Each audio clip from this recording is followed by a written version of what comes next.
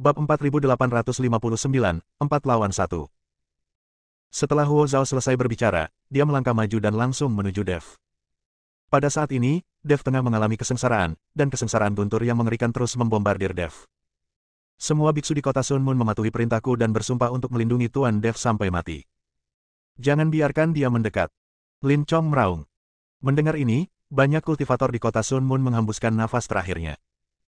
Baru saja melalui pertempuran hebat dan belum sempat pulih, para biksu kota matahari dan bulan ini tahu bahwa menghadapi Huo Zhao seperti memukul batu dengan telur. Tetapi Kaisar Lin telah memberikan perintah, dan mereka harus mematuhinya, bahkan dengan mengorbankan nyawa mereka. Para biksu dari kota Sun Moon ini membentuk tembok manusia di depan Dev. Mereka bersedia melindungi Dev dengan nyawa mereka. Aku akan memblokir serangannya. Pada saat ini, 10 master istana muncul dalam sekejap, dan seluruh energi dalam tubuh mereka meledak. Orang-orang dari kuil, Huo Zhao langsung mengerutkan kening setelah melihat master istana ke-10. Ya, akulah penguasa istana ke-10 kuil. Master istana ke-10 mengangguk. Karena kamu dari kuil, mengapa kamu membantu orang bernama Dev itu? Aku katakan padamu, aku adalah tetua keluarga Huo, tetapi aku juga penguasa aula ke-8 kuil. Aku perintahkan kau untuk segera pergi. Huo Zhao berkata dengan dingin kepada master istana ke-10. Banyak anggota keluarga Huo memegang jabatan tinggi di kuil, dan Huo Zhao adalah salah satunya. Saya sarankan kamu pergi saja. Tuan Dev bukan orang yang bisa kamu tangani. Saat Tuan di belakang Tuan Dev datang, sudah terlambat bagimu untuk menangis.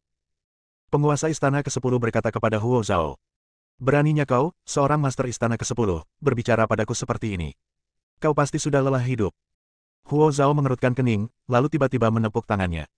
Master istana ke-10 menggertakkan giginya dan tidak menghindar.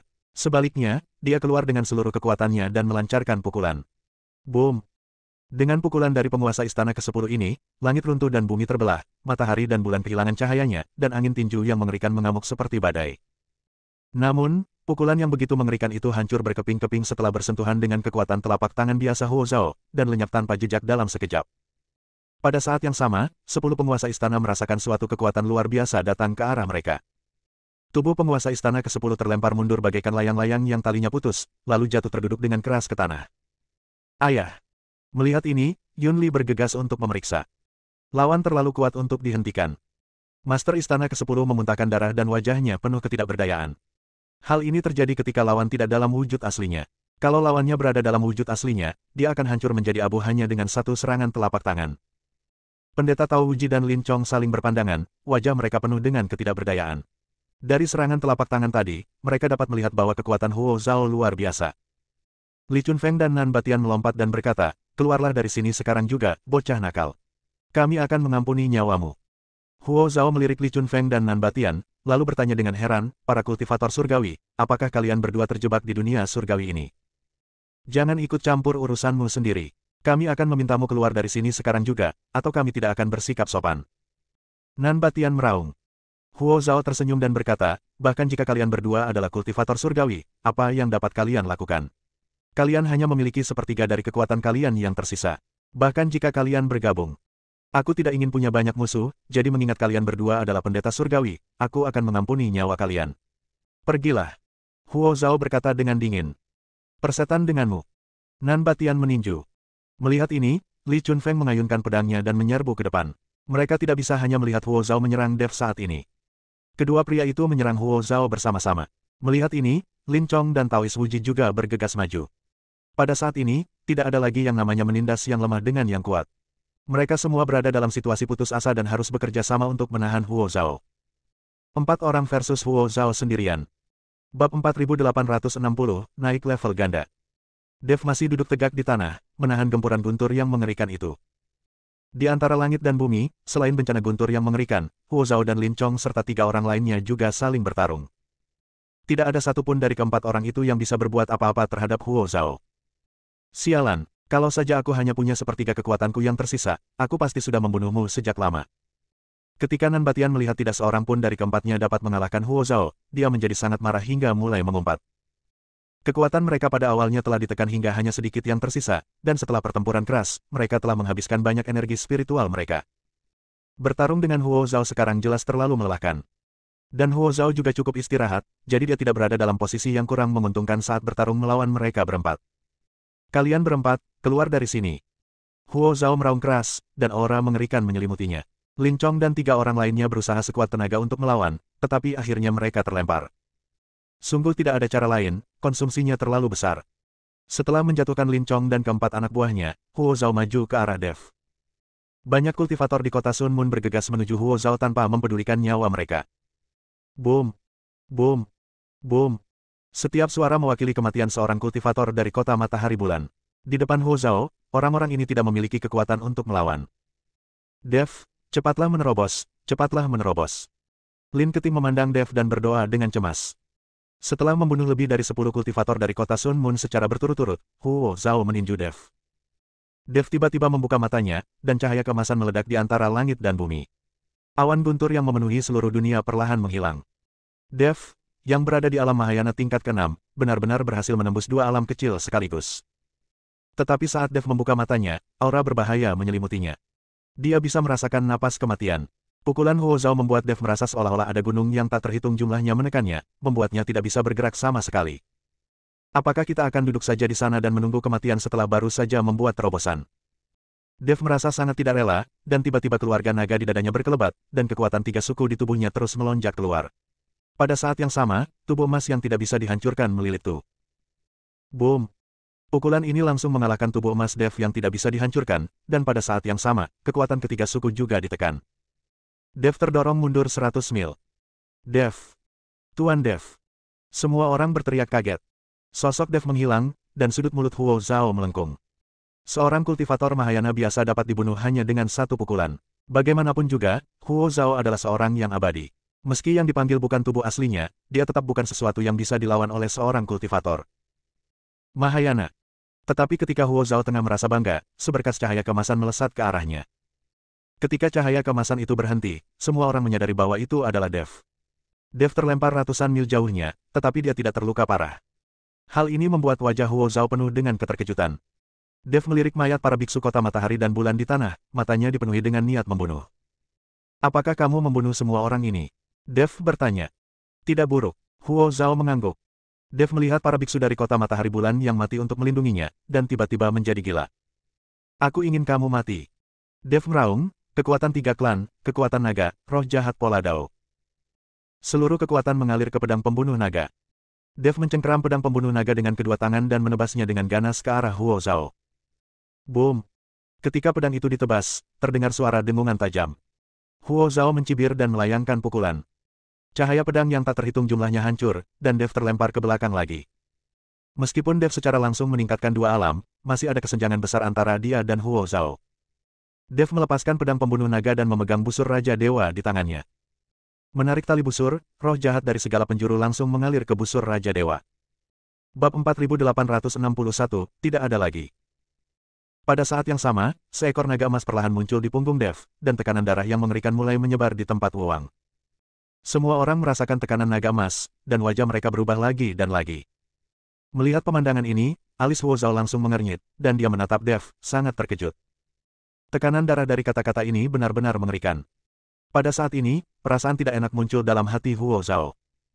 Dev ini sama sekali bukan seorang kultivator manusia. Darah naga emas di tubuhnya sungguh mengerikan. Siapakah sebenarnya orang ini? Huo Zhao memandang Huo Zhenfeng yang tidak jauh dan bertanya. Jika keluarga Huo memprovokasi seseorang dengan status dan latar belakang, itu akan membawa bencana bagi keluarga Huo. Penatua, Dev ini hanyalah seorang kultivator biasa. Dia menghancurkan 10 istana kuil ilahi dan menaklukkan 10 penguasa istana. Dia juga memiliki dendam terhadap kuil ilahi. Setelah Huo Zhenfeng tahu bahwa Huo Zhao adalah penguasa kuil ke-8, dia juga mulai berbicara tentang Dev yang mengikuti kuil.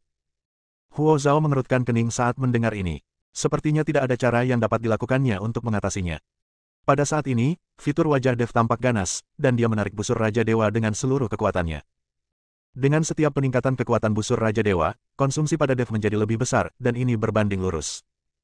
Namun, Dev baru saja menerobos dan menaiki 2 alam kecil dalam satu tarikan napas, yang memungkinkan Dev menarik busur Raja Dewa lagi. Tali busur ditarik, dan bulu anak panah hitam perlahan terbentuk di busur Raja Dewa. Saat bulu anak panah terbentuk, aura mengerikan bergetar antara langit dan bumi. Melihat busur Raja Dewa di tangan Dev, ekspresi Huo Zhao berangsur-angsur menjadi serius. Dia menatap Dev lekat-lekat dan perlahan mengepalkan tangan kanannya. Pada saat ini, mustahil baginya untuk pergi. Karena Dev mempunyai dendam terhadap kuil, maka sebagai penguasa kuil ke-8, dia harus mengatasinya. Huo Zhao menyipitkan matanya, tiba-tiba menyerbu ke depan dan meninju Dev terlebih dahulu. Dengan pukulan ini, semua yang ada di dunia seakan hancur. Dev juga melepaskan tali busur, dan anak panah hitam itu terbang di udara dan langsung menuju ke arah Huo Zhao. Tak satu pun dari mereka mengelak. Ini pertarungan yang sulit. Boom! Dengan suara keras, seluruh negeri Wuwang terpelintir dan tampak seperti akan runtuh sewaktu-waktu. Dev mundur puluhan mil, memuntahkan darah dari mulutnya, dan tubuhnya mulai retak. Dan kali ini Huo Zhao juga dipukul mundur, dan tubuhnya menjadi lebih ilusi. Huo Zhao menatap Dev dengan tak percaya. Kekuatan anak panah tadi benar-benar membuatnya merasa takut.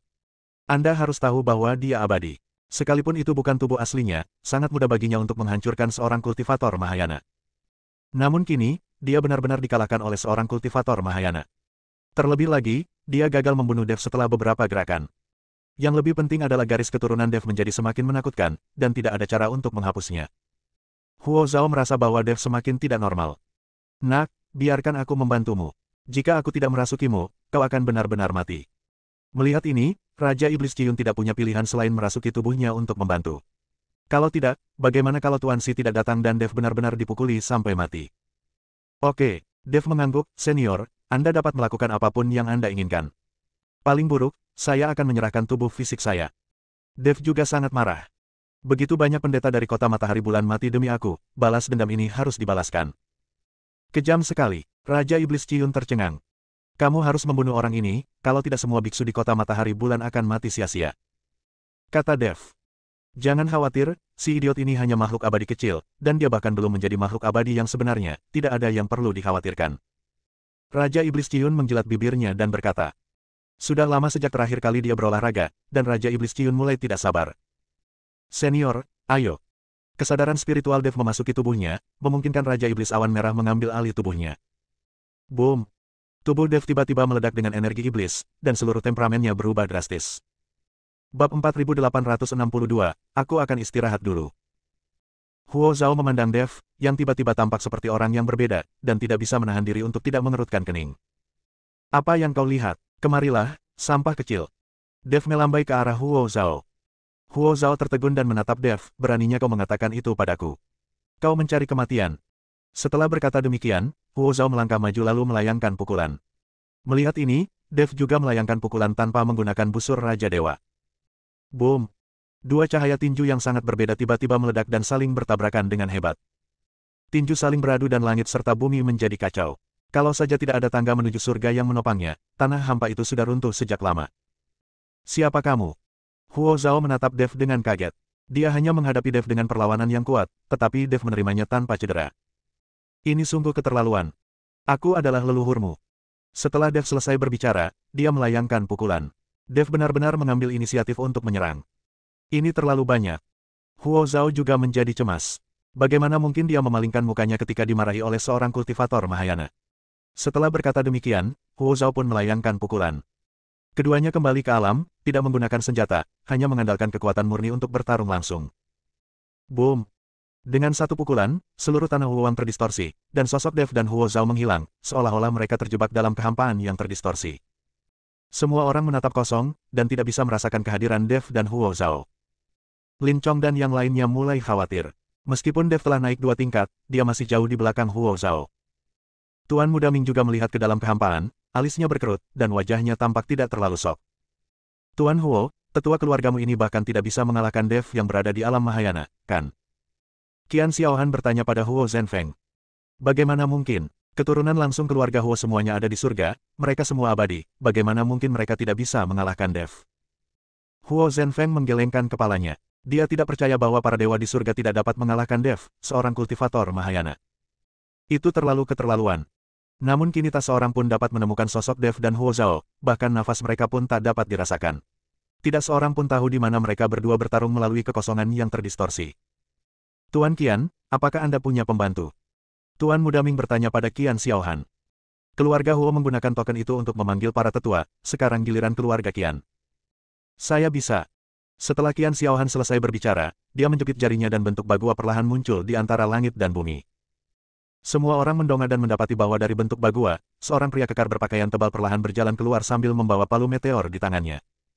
Pria besar itu tingginya 100 meter, seperti gunung kecil.